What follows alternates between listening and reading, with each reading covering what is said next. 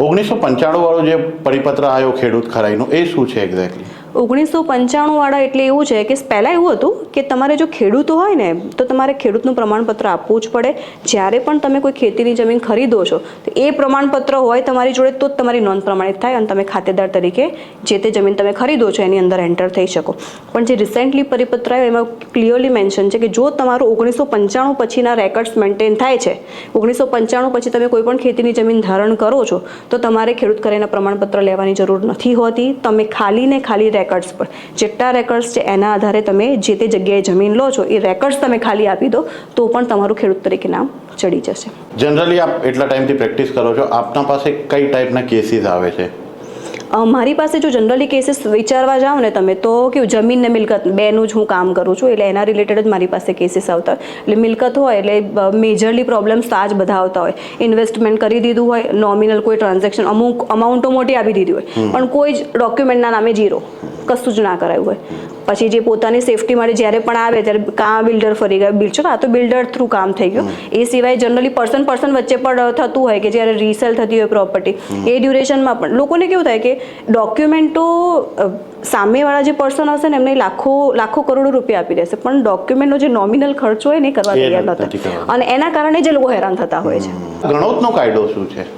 ગણોતનો કાયદો એટલે કે એ છે ને એકચ્યુઅલમાં તો એ કાયદો 1948થી હતો પણ પછી એમાં કેવું સમય અનુસાર સુધારા વધારા ઘણું બધું થતું રહ્યું. એ ડ્યુરેશનમાં 1962ની આસપાસ એકચ્યુઅલ એટલે ખેડિયાની જમીનનો કાયદો આવ્યો. ખેડિયાની જમીન એટલે કે ઘણી વખત એવું થતું હોય તો કે બહુ જ મોટી જમીનોના આસામી હોય એટલે પોતે જમીન ખેડતા ના હોય, ખેડતું હોય કોઈ બીજું પર્સન. હવે જ્યારે પણ બીજું પર્સન ખેડતું હોય ને તો એ સમયે એવું રાખ્યું હતું કે જેથી કરીને જે પર્સન ખેડે છે ને એને જે જમીન ફાળવવાની. હા, એવું નહોતું કે એકદમ આપી જ દેવાની. જમીન માલિક અગ્રી હોવા જોઈએ. જમીન માલિક સાથે જમીન માલિકને અમુક નિયમો હતા કે આટલી પટની રકમ આપવાની, જે અમાઉન્ટ જે કહેવાય ને એ અમાઉન્ટ આપવાની, એ બધું આપી અને પછી એ જમીન જે પણ ગણોત હતો, ગણોત એટલે કે જે પણ પર્સન એ જમીન ખેડતો હોય એને એ જમીન તબદીલ કરવામાં આવતી હતી.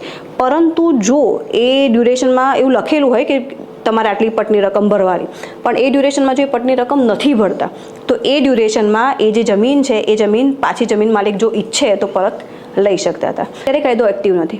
એ જે તે વખતે હતો એ જ કાયદો છે. અત્યારે રિસેન્ટલી એનું એવો કોઈ જ અધિનિયમ નથી કે જે ખેડે છે એની જમીન પ્રોવાઈડ કરી દે છે. પણ હા, જે તે સમય પર એવો ગણોતનો જે કાયદો હતો એ વખતે જ્યારે હુકમો થયેલા હતા પછી આજના સંજોગોમાં પણ એવું છે કે એ વખતે એમણે પટની રકમ ના ભરી હોય પછી અત્યારની પરિસ્થિતિમાં એ પટની રકમ જો દંડ સાથે ભરે ને તો અત્યારે એ જમીન ફરી પાછી એટલે મતલબ જે ગણોત છે જે ખેડનાર છે એને મળતી હોય છે. એક બહુ જનરલ ટર્મ છે રિયલ એસ્ટેટમાં 7/12 એ શું હોય છે એક્ઝેક્ટલી? 7/12માં છે ને એન્ટ્રીઝ હોય, બોજો છે કે નહીં, એ જમીન જૂની શરતની છે, નવી શરતની છે, કઈ જગ્યાએ આવેલી છે, કયો તાલુકો છે, કયો જિલ્લો છે, બધું જ અંતથી ઇતિ સુધીનું બધું જ લખેલું હોય છે એમાં તમારો સપોઝ કેવું જમીન એવું હોય ને કે જ્યારે હવે એ જમીન તમે એક વખત જોવા જાઓ ને તો 100 ગુઠા જગ્યા છે તો એવું નથી જરૂરી કે તમે બધી જગ્યા વાપરી શકો. એમાંથી અમુક જમીન એવી હોય છે કે ખરાબાની નથી કે જે સાઈડનો હિસ્સો હોય કે તમે ના વાપરી જ ના શકો તો એ જમીનનું અંદર અલગ કેલ્ક્યુલેશન પણ હોય. સપોઝ એ જમીનની અંદર કોઈ ગણોત્યો છે કે નહીં, ગણોત્યો એટલે કે જે આ ગણોતના કાયદાનું આપણે ડિસ્કશન કર્યું એ જ પ્રમાણેનો કોઈ ગણોત્યો છે કે નહીં, એ બધા જ ટાઈપના કેટલા ખાતેદારો છે, કેવી રીતે એ લોકો આવેલા છે, એની બધી નોંધો કઈ છે, કઈ રીતે બોજા થયા, જમીનમાં કેટલા કેસો ચાલુ છે, કઈ જગ્યાએ ચાલુ છે, કયા કેસ નંબરથી ચાલુ, એવી શરૂઆતથી અંત સુધીની બધી જ વિગતો એમાં લખેલી હોય. સરસ. 7/12 કેવી રીતે ચેક કરી શકે કોઈ? એની રોર કરીને એક વેબસાઇટ છે. એની રોર કરીને વેબસાઇટ છે ને એમાં તમારે જઈ અને તમારા જે રૂરલ રેકોર્ડ્સ કહેવાય એ રેકોર્ડ્સ પર જઈને તમારે ચેક કરવાની હોય છે જેમાં તમારે આખું હોય જ કે લખેલું જ હોય છે કે તમે તમારા 7 ચેક કરી શકો, 12 ચેક કરી શકો, 8 એટલે જે ખાતું કહેવાય. કારણ કે હંમેશા કેવું હોય કોઈ એક ગામ હોય ને એમાં કોઈ એક પર્સન હોય, સપોઝ એની એક જમીન હોય તો ખાતું તો એક જ હોય, ભલે એમાં 10 સર્વે નંબરો હોય, અલગ ખાતા ના હોય, એક જ ખાતું એની અંદર 10 સર્વે નંબરો મેન્શન થતા હોય. પ્રી ઓક્યુપાઈડ કોઈ ટાઈપની પ્રોપર્ટી હોય જ્યાં તમારું કોઈનું દબાણ આવી ગયું હોય પ્રોપર્ટી પર, એને તમારે મુક્ત કરાવવી હોય, તમારી જ પ્રોપર્ટી હોય તો એના માટે શું ટૂલ કિટમાં છે ગવર્મેન્ટની?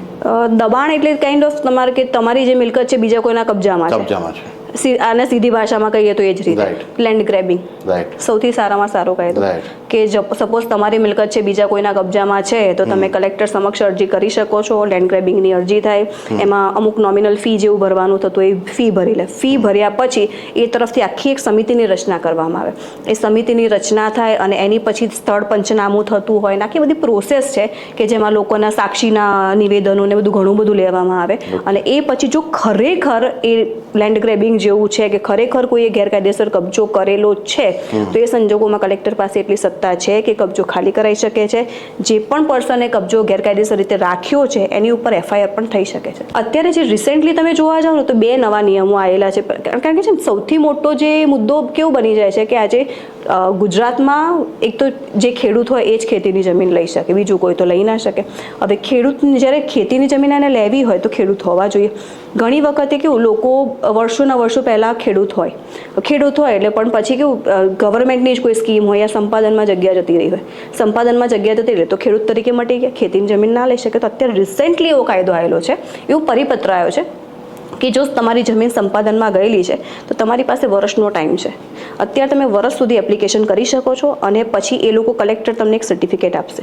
એ સર્ટિફિકેટની આધારે તમે 3 વર્ષની અંદર ખેતીની જમીન પરચેસ કરી શકો. એક આ પરિપત્ર આવ્યો છે. અને બીજો પરિપત્ર એવો આવ્યો છે કે તમે સપોઝ આજથી વર્ષ પહેલાં બિનખેતી કરાવી દીધી છે, જે પણ તમારી પાસે છેલ્લી જગ્યા વધી હતી ખેતીની એ જગ્યા પણ તમે બિનખેતી કરાવી દીધી, તો એ જગ્યા ઉપર તમારે અત્યારે ખેડૂત બનવું છે તમે બની શકો. એના માટે પણ તમારે કલેક્ટરમાં એપ્લિકેશન જ કરવાની. એ એપ્લિકેશન કરો તમને 2 વર્ષનું આપે. 2 વર્ષના આધારે તમે એ જમીન કોઈ પણ જગ્યાએ ખેતીની જમીન તમે લઈ લેવાની, ખેડૂત બની જવા. આ 2 પરિપત્રો નવા આવેલા છે. ઓકે, એટલે તમારે ફરીથી રિવાઇવ થઈને ખેડૂત બનવું હોય તો તમે બની શકો. હા, જો આ 2 નિયમમાં તમે ફૂલફિલ થાવ છો તો તમે બની શકો છો. અમુક વખતે કેવું હોય કે જે બાયર્સ હોય એ ડાયરેક્ટ બહુ રેપ્યુટેડ બિલ્ડરથી પ્રોપર્ટી બાય કરતા હોય તો અમુક વસ્તુ એ ચેક ના કરતા હોય તો એક પર્ટિક્યુલર એવી કયો ડોક્યુમેન્ટ કે વસ્તુ છે જે એને ખાસ ચેક કરી લેવી જોઈએ? પર્ટિક્યુલર કોઈ એક ડોક્યુમેન્ટ તો ના હોય કે જેની ઉપર તમે આખી સ્કીમને જસ્ટિફાઈ કરી શકો. એના માટે સૌથી પહેલાં તો એ લોકોએ ધ્યાને લેવાની વસ્તુ છે માસ્ટર ફાઇલ. દરેક સ્કીમ હોય એની એક માસ્ટર ફાઇલ હોય જ. એ માસ્ટર ફાઇલ તમે કલેક્ટ કરી લો. માસ્ટર ફાઇલમાં બધા જ ડોક્યુમેન્ટ્સ હોય છે કે નહીં, કારણ કે એક કેવું છે એ નોર્મલ પબ્લિક હોય છે. નોર્મલ પબ્લિકને એટલી બધી ડીપલી એ લો એ જે જમીનના કાયદા છે, મિલકતના કાયદા છે એને સમજવું થોડું અઘરું થઈ જાય છે. એટલા માટે એ કોઈ એક ડોક્યુમેન્ટ પર તો જસ્ટિફાઈ ક્યારેય ન થાય. ઓકે, જ્યારે કોઈ બાયર બાય કરતું હોય તો આ બધા ડોક્યુમેન્ટ ચેક એ પોતે કરે કે કોઈ એડવોકેટને હાયર કરવું જોઈએ? આપનું શું સજેશન છે? મારું સજેશન તો એવું રહેશે કે જો તમને ખબર પડતી હોય ને તમને અંદાજો આવતો હોય, તમે કાયદાથી જો જાણકાર છો તો તમે કરી શકો છો. પણ જો તમને જાણકારી નથી ને તો પછી તમારે વેલ નોન એડવોકેટ સાથે આ આખું કોન્ટેક્ટ કરીને કરવું જોઈએ, જેથી કરીને કારણ કે તમે આજે તમારી જે આખી જિંદગીની કમાણી છે એ તમે કોઈ પ્રોપર્ટી પાછળ ઇન્વેસ્ટ કરવા જઈ રહ્યા છો અને એમાં જો એક પણ ઇસ્યુ આવ્યો તો તમારી આખી પ્રોપર્ટી, તમારી જે આખી મૂડી છે એ બધી જ નુકસાનમાં પરિવર્તન થઈ જશે. રાઈટ. કાયદામાં એવી કઈ રેમેડીઝ છે જે બાયર્સ ચેક કરી શકે છે કોઈ પણ પ્રોપર્ટી બાય કરતા પહેલા?